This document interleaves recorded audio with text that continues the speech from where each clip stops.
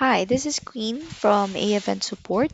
In this video, I'll be showing you how to enable or add a ConvertKit to a timeline and the on-registration options available for ConvertKit.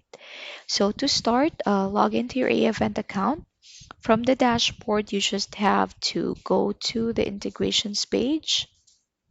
Sorry, not the integrations page, but let's open your timeline.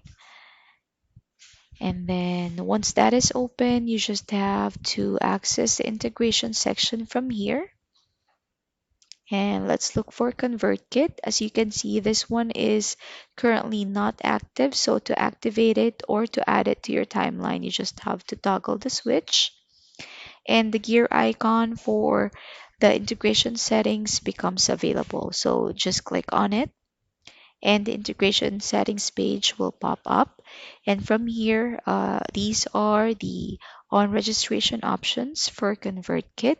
So you can add a registrant to a form upon registration. So in this example, let's select this form and let's select a sequence as well. And of course, let's add a tag as well. Once you're done selecting these information, just click on Update Settings at the bottom.